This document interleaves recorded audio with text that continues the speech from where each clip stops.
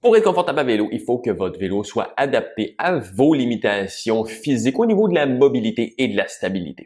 Plus vous avez une grande mobilité et un bon tonus musculaire, plus votre confort à vélo sera plus facile à atteindre. Mais évidemment, chaque cycliste a des limitations et parfois certaines sont beaucoup plus fréquentes que d'autres. Bienvenue dans cette capsule présentée par Vélomag. Aujourd'hui, je vous explique les 3 facteurs de limitation les plus fréquents que j'observe ici dans mon studio de positionnement. Je vais vous montrer comment tester si vous avez ces limitations et aussi vous donner évidemment des pistes de solutions. Premièrement, le manque de mobilité au niveau des ischio-jambiers. Avec les emplois de nature passive, le télétravail, vraiment la restriction au niveau des ischio-jambiers est devenue un peu une épidémie. Premièrement, comment tester? Alors, premièrement, couchez-vous sur une surface plane et relativement ferme. Donc, par exemple, le sol est préférable à votre lit. Et ensuite, essayez de relever une seule jambe en extension complète le plus haut possible, sans aucune rotation du bassin ou compensation comme l'autre jambe qui se relève. Vraiment, tout le reste du corps doit demeurer 100% immobile. Dès qu'il faut commencer à compenser ailleurs, c'est là votre limite. Si l'angle résultant est de 50 degrés ou moins, vous êtes face à une limitation plutôt significative. Ça risque de restreindre plusieurs choses au niveau du confort et vous allez avoir fort probablement besoin d'une portée avec le guidon qui va être plus rapprochée, potentiellement aussi d'un guidon un petit peu plus relevé et dans le spectre des choses, potentiellement aussi une hauteur de selle plus basse que la moyenne. Entre 50 et 70 degrés, on est pas mal dans la moyenne, mais sans nécessairement être particulièrement mobile. Une position très agressive, sans avoir la mobilité qui permet d'avoir une amplitude de mouvement qui dépasse le 70 degrés, va fort potentiellement créer d'autres compensations ailleurs qui peut créer plusieurs autres problèmes.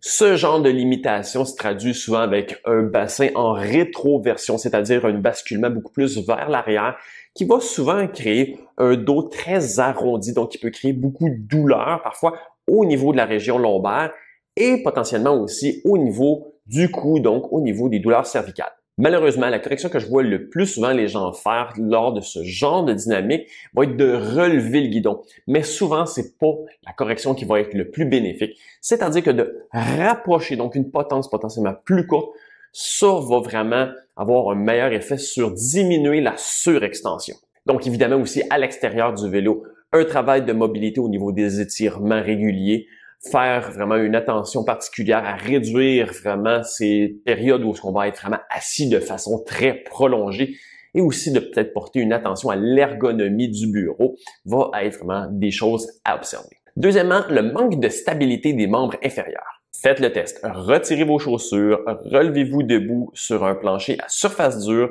tenez-vous sur une seule jambe et abaissez votre corps pour faire un squat sur une seule jambe. Regardez comment votre pied et votre genou se comportent. Est-ce qu'il se déplace vers l'intérieur ou devez-vous forcer le genou vers l'extérieur pour rester en équilibre? Ce manque de stabilité peut définitivement être un facteur qui va créer beaucoup de tension au niveau des genoux, mais non seulement ça, aussi créer beaucoup d'instabilité au niveau du bassin qui peut amener des douleurs lombaires et également même aussi des douleurs au niveau du confort sur la selle. Je dirais que le facteur le plus fréquent, c'est au niveau de la pronation des pieds, c'est-à-dire un affaissement du pied et de la cheville vers l'intérieur. Des semelles avec davantage de support au niveau de l'arche sont souvent une très bonne solution. Aussi, comme l'instabilité est souvent plus élevée en travail de grande force, adopter une cadence plus élevée va être souvent avantageux. Reculer aussi davantage les cales vers l'arrière va souvent beaucoup aider au niveau de la stabilité. Évidemment, à l'extérieur du vélo, c'est le travail de renforcement musculaire qui va être à prioriser. Idéalement, même des mouvements sur une seule jambe pour vraiment aider à renforcer tous les muscles stabilisateurs. Troisièmement, le manque de tonus musculaire du haut du corps. Les cyclistes ne sont pas particulièrement reconnus pour avoir un haut du corps très musclé, mais ils devraient probablement y apporter plus d'attention s'ils veulent être confortables à vélo. Même si vous avez une mobilité remarquable, vous allez avoir toujours de la difficulté à maintenir une position plus sportive sans support au niveau du tonus musculaire. Je vais vous donner un exemple que j'ai vu de façon relativement fréquente ici, c'est-à-dire un professeur de yoga. Quand je fais les examens au niveau de la mobilité, c'est incroyable la mobilité que ces gens-là vont être capables d'atteindre. On pourrait croire que ça pourrait lui permettre très facilement, justement avec beaucoup d'aise, d'aller atteindre une position extrêmement agressive, très aéro, très sportive. Mais non, c'est une chose de bien être capable d'atteindre le guidon, c'est une autre chose d'être capable de s'y supporter à long terme. Donc si on a quelqu'un qui va avoir une excellente mobilité mais pas de tonus musculaire, ben finalement, c'est qu'il va avoir tout simplement une position qui, oui, va être penchée vers l'avant, mais qui va avoir jamais les bras aucunement détendus avec le dos et les épaules très affaissés. Et c'est un problème. Donc, malgré la mobilité, si on a un manque de support musculaire du haut du corps, il faut souvent y aller avec des approches donc comme raccourcir encore la potence, relever le guidon et souvent aussi de reculer la selle davantage vers l'arrière pour migrer le plus possible la répartition de charge vers l'arrière pour mettre le moins de poids possible sur le guidon.